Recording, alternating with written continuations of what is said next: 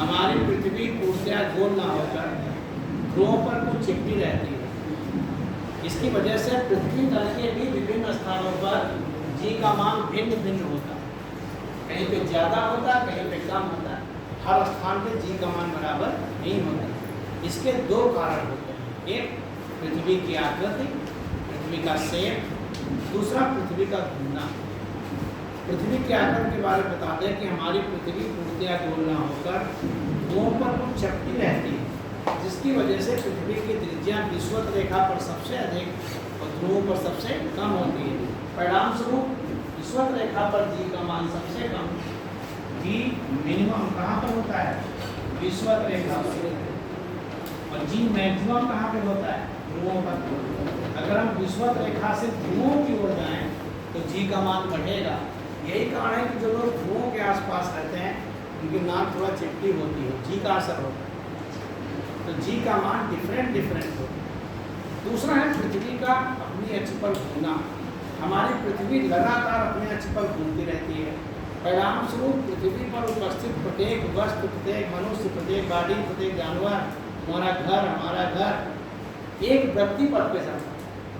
जैसे कोई फुटबॉल घूम रहा हो और फुटबॉल पे एक चींटा बैठा हो, तो ध्यान से देखो चींटा गोल गोल घूमेगा नहीं, तो चींटा का जो पथ होगा वो वृत्ति पथ होगा।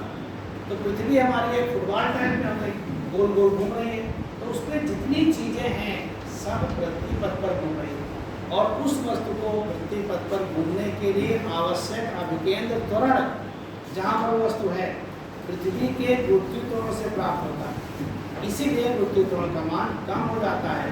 अक्षांश लैम्डा पर गुरुत्वीय त्वरण G dash equal to G minus R E omega square cos square lambda. अगर हम जहाँ पे खड़े हैं, अगर मान लो हम अक्षांश लैम्डा पे हैं, तो वहाँ पे जो गुरुत्वीय त्वरण का सूत्र हो जाएगा G dash equal to G minus R E. Omega क्या है? पृथ्वी का कोणीय वेग, जिस वेग से पृथ्वी घूम रही है, कोणीय वेग। और लैम्डा क्या है? अक्षांश। अब ये अक्षांश क्या होता है? बड़ा समस्या खड़ी हो गई। अक्षांश जानते क्या होता है? ये मान तुम्हारी पृथ्वी है, तुम्हारी थोड़ा है, हमारी है, मेरी नहीं है, हमारी है, हम सब की है, तुम्हारी हो ही नहीं सकती। मान लो ये पृथ्वी है और श्याम किशोर यहाँ पे बैठे हो, और सब यहाँ पढ़ रहे हैं। अब ये निकालना है कि श्याम किशोर कितने अक्षांश पे बैठे हैं, ये कैसे निकालें? सीख लो। श्याम किशोर को पृथ्वी के केंद्र से मिलाने वाली रेखा, श्याम किशोर को पृथ्वी के केंद्र से मिलाने वाली रेखा विषुवत रेखा से जितना कोण बनाती है वो श्याम किशोर का अक्षांश होता है। मोहन गुस्सा है, बोले हम तो सीतापुर में रहते हैं, मेरा अक्षांश बताओ। हमने कहा लो अपना अक्षांश।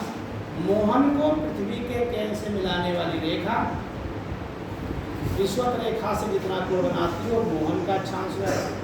तुमने कहा मेरे बाबा नैनीताल में रहते हैं, बाबा का अक्षांश बताओ। नैनीताल में स्थित तुम्हारे बाबा को पृथ्वी के केंद्र से मिलाने वाली रेखा विषुवत रेखा से जो कोण बनाती है उसे अक्षांश कहते हैं। यानी अक्षांश जगह जगह के हिसाब से बदलता है। जब अक्षांश बदलता है तो जी डैश भी जगह जगह के हिसाब से बदलता है। अब विषुवत रेखा पर